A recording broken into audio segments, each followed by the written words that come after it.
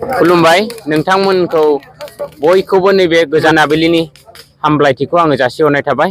दा आङो दिनै गोबाव समनिफ्राय प्रिपेरेसन खालामनानै जोंनि बड' स्टुडेन्टस इउनियन एबा बिएसइउ बिथांमोना आंखौ माने मा होनोमोनलाय फिजिकेलि आरो मरेलि सापर्ट होदों। दा बिथांमोननि अननायाव जोङो दिनै बड'फा इउएन ब्रह्म कलेजाव स्टुडेन्ट इउनियन इलेक्सनखौ जोङो देरहासार जाबाय दिनैनि 1 नभेम्बराव। दा आङो बयखौबो धन्यबाद होनो सानो जोंनि गेजेराव जोंनि प्रिन्सिपाल सारमोनखौ आङो धन्यबाद होनो सानो, जोंनि रिटार्निं आरो प्रिसाइडिं अफिसार आरो जोंनि गेजेरावनो दङ जोंनि ओइचअडिस डिफारेन्ट डिपार्टमेन्टनि ओइचअडिस आरो जोंनि एक्स इउनियन आरो जोंनिनो माने गासैबो कलेज स्टुडेन्ट जायफ्रा आंखौ सापर्ट होबाय, आंनि लोगोफोर।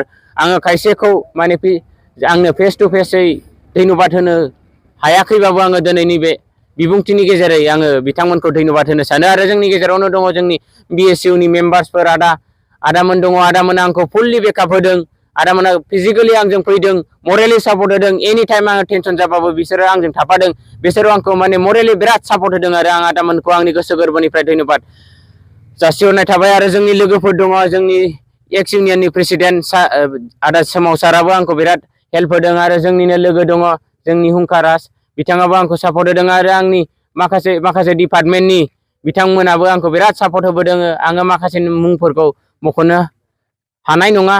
आं दा बुंबावनो सानो आरो जोंनि कलेजाव जेसेबां वेलफेयार आरो जेसेबां डेभेलपमेन्ट आरो जेसेबां स्टुडेन्टसफोरनि वेलफेयार मावनांगौ, स्टुडेन्टसफोरनो मा नांगौ मा नाङा जोङो नायगोन, जोङो मावगोन बिथांमोननि थाखाय। बिसोरनि डिमान्ड्सफोरखौ जोङो जेसेबां हायो I will try my level best to fulfil their demands. माने बिथांमोननि थाखाय मोनसे हायाबाबो जोङो जोंनिफ्राय मोनसे माने मोजां इनफ्रास्ट्राक्चार, क्लासरुम इनफ्रास्ट्राक्चारखौ आङो डेभेलप खालामनो नाजागोन। जोङो अबेबा जिनिसफोरखौ जोङो माने दा नायखाजोबदों। माखासे स्टुडेन्टसफ्रा जोंनोबो होनदों आदालै बे जादों बे जायाखै। आङो बिसोरखौ अबजार्भ खालामनानै गासैबो जिनिसखौ आङो मावजोबगोन। दा आङो आंनि गोसो गोरबोनिफ्राय आङो एसेनो होननो सानो आरो आङो बिराद धन्यबाद जासिहरनाय थाबाय जोंनि गासैबो इउनियन मेम्बार्स। दा आङो जोंनिनो प्रेजेन्ट आरो देरहानाय इउनियन मेम्बार्सफोरखौ आरो थेंकफुल हरनो सानो आरो बिथांमोनाबो आंजों कमिउनिकेसनखौ मोजां दोनदों। बिथांमोना आंखौ बिसास खालामदों, फोथायदों। आरो आङो माने कलेजनि गाहामनि थाखाय आङो फैदों। आङो रिफर्म खालामगोन, जोंनि कलेजनि रेपुटेसनखौ आङो गोजौआव लांनो सानदों आरो जों मावलांगोन। We will work till our last date. Thank you. जोङो 100+ भटजों देरहासारनायखौ मोनदों। जोंनि एगेन्स्टआबो भटखौ मोनदोंमोन। टाफ कम्पिटिसन जादों, नाथाय जोङो बिराद गिदिर माने जोंनि डेडिकेसन आरो जोंनि हार्डवार्क जोङो उथ्रिनायखौ मोननो हाबाय। दा आङो बयखौबो धन्यबाद जासियो। आङो एस ए जिएस आं एनसियर खालामो आङो नैबे आंनि टेनियराव आङो मोजां खामानि मावलांगोन होननानै। Thank you. जोंनि टिमनिफ्रायथ' 7 जन देरहानो हादों। 7 जन। औ, जोंना हस्टेलाव दङ, बिथांजों लानानै जोङो 7 जन देरहानो हादों। जोङो माखासेयाव आनलाकि जादों। बियो जोंनि थाखाय डिमटिभेसन नङा, बियो just experience. It's just experience. So' I would like to request all our present union body members to support me and work with me hand to hand. आरो आंजों दा जोंनि कलेजाव मेन जेंनाया जाहैबाय जोंना माखासे इनफ्रास्ट्राक्चार डेभेलपमेन्ट आरो अपरचुनिटिस मोनाखै।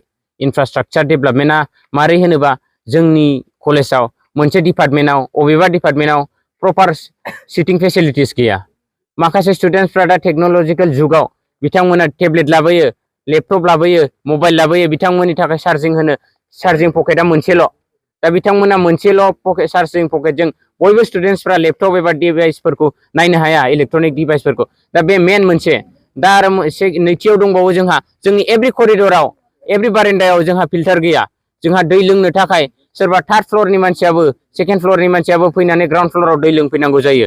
दा बेखौ नुदों। आरो जोंनि जेंसिया मोनसेया जाहैबाय जोंनाव इनडर गेम्सनि माखासे सुबिदाफ्रा गैया।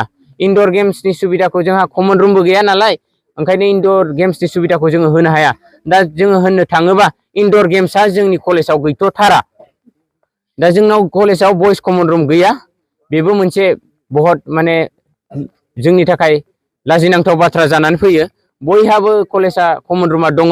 बयबो माने कमन रुमाव ओरैनो टाइम पास लेजार टाइमखौ हगारनो सानो माखासे इनडोर गेम्सफ्राबो कमन रुमाव गेलेजायो जेरै लुडु चेस दा बे गैया आरो जोंनि गेजेराव माखासे जिनिसफ्रा माखासे डिसिप्लिन आरो डेकोरेमा मेनटेन जाया जोङो पांक्चुएलिटिखौ लाखिनो हाया जोंनि कलेजाव बे मेन पांक्चुएलिटि गैया डिसिप्लिन गैया डेकोराम गैया जोङो माखासे जिनिसफ्राव जोङो स्टुडेन्टसफोरखौ अपरचुनिटि होनानै जोंनि गोदान स्टुडेन्टस जोंनि टेलेन्टफोरखौ जोङो नार्चार खालामनो अपरचुनिटिसआनो जोंनाव गैया दा बे अपरचुनिटिसखौ होनो थाखायनो आङो ओंखारदों आङो अपरचुनिटिसखौ होगोन आङो एभ्रि मान्थआव आङो मोनसे नङाबा मोनसे एबा स्टुडेन्ट पार्लियामेन्ट नङाबा सिंगिं कम्पिटिशन एबा डान्सिं कम्पिटिशनखौ आङो खालामनो नाजागोन मानोना बेफोरनिफ्रायनो जोङो स्टुडेन्टनि टेलेन्टखौ जोङो नार्चार खालामनो हायो एबा दानो हायो आरो जोंहा मोनसे जिनिसा आङो होनो जोंहा कलेजनि नामा बड'फा उपेन्द्रनाथ ब्रह्म कलेज दा जोंहा बड'फा उपेन्द्रनाथ ब्रह्म कलेजनि नाम लानायलाय जोंनि दतमा बड'फा UN ब्रह्म कलेजाव जोंहा बिथांनि मानगोनां उपेन्द्रनाथ ब्रह्म बड'फानि स्टेचु गैया दा आङो बे स्टेचुखौ आङो दानो दिनैनो सारनि जोंनि चिफ एक्जिकिउटिभ मेम्बार हाग्रामा महिलारि सारनाव आङो बेखौ डिमान्ड खालामनो गोसो जायो बिथांनिसिम बे निउसआ सौहैथों आरो बिथाङा बे डिमान्डनि सायाव मोनसे लुकिं फरवार्ड डिसिसन लानो हाथों आरो माखासे बेलायाव जोंनि स्टुडेन्टसफ्रा माखासे केरियार काउन्सिलिंफोरखौ लाया जोंनि माखासे बेलायाव बिजनेस डेभेलपमेन्ट स्किल्सफोरखौबो जोंनो नांगौ जायो जोङो बाहेरायाव नायोबा जोंनि स्टुडेन्टसफ्रा माखासे समफ्राव टाफ कम्पिटिशन जायो बिथांनि बाहेरनि स्टुडेन्टसफोरजों बिजनेस टाइमाव मानोना जोंनि बर'फोरखौ मानसिफ्रा होनो बिजनेसाव रोङा नाथाय जोंनि बर'फोरनाव ब्रेन दङ we are very talented as tribals दा आङो ओंखायनो होननो सानो जोंनि कलेजफ्राव बिजनेस टेक्टिक्सनि थाखायबो आर्ट्सनि स्टुडेन्टसबाबो साइन्सनि स्टुडेन्टसबाबो BBA नङाब्लाबो